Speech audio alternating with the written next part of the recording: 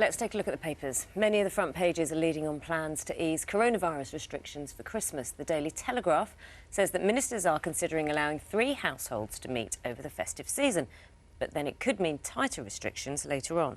A Daily Mirror on the same theme, the cost of Christmas, the headline there. The newspaper says 5 days of extreme lockdown equates to 1 day of fun. Experts are warning that partying will lead to new crackdowns if infections soar. The Guardian reports on our top story this morning in news that the Prime Minister is set to reveal a funding boost of more than £16 billion for defence. Daily Express says Britain's coronavirus vaccine rollout scheme is edging closer. The paper also features a picture of Princess Diana and Prince William, who's welcomed an independent investigation into how the BBC secured its famous interview with his mother. It's probably worth saying on the front page in connection with the defence spending, we're speaking to Ben Wallace, who's Defence Secretary, at 7:30 this morning. So we'll be asking him questions about the allocation of money at the moment, this huge upgrading of the amount of money spent on defence. You may have thoughts on that and about how the government is spending its money more generally at the moment. So let us know if you do. 7:30, Ben Wallace speaking to us. This has tickled me in the Mail this morning. So, OK, no one's saying you should fib or tell lies, and no one's saying it's a good thing. But if you're a parent, maybe you've had to tell a little white lie just to get kids to do, you know, the right thing or behave. And in the Daily Mail this morning, so there's this survey, a very serious study that shows that tall tales could be harmful, could leave adolescents anxious and uncertain. So what the Mail's done is gone out and spoken to a load of people, you know, high-profile people, and asked what fibs have you told your parents or have you told your children?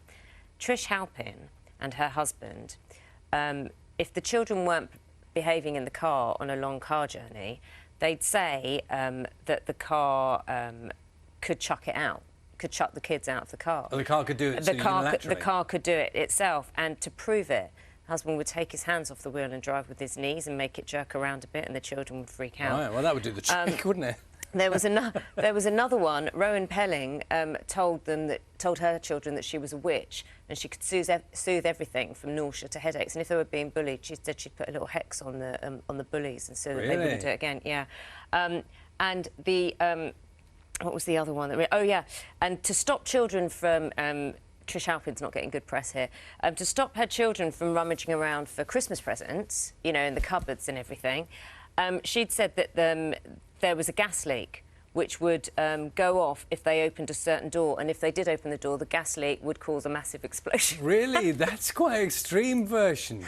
These lies are brilliant. When I was a child, I remember my parents used to say, it was often food-related. There was one about, and I think this is quite common, actually, where they said if you ate an apple core, that they say a tree would grow in your stomach. But what's wrong with eating an apple core? Well, I don't think there is anything wrong with it, really, so I don't know quite why that's said. But I remember as a child, being terrified of the prospect of a tree growing within my stomach as a result. I think lots of Never people entirely had that gone fear. away, actually. Lots of people had that fear. What have you got?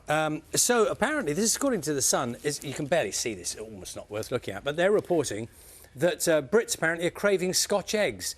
In lockdown 2, deliveries of Scotch eggs up by 416% in a month. People in the south of England, in particular, have been tucking into them.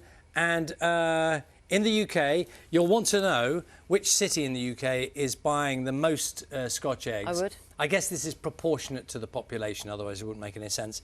Bristol, apparently, devouring the most Scotch eggs in the country. Would you like to know second and third? Second is Plymouth.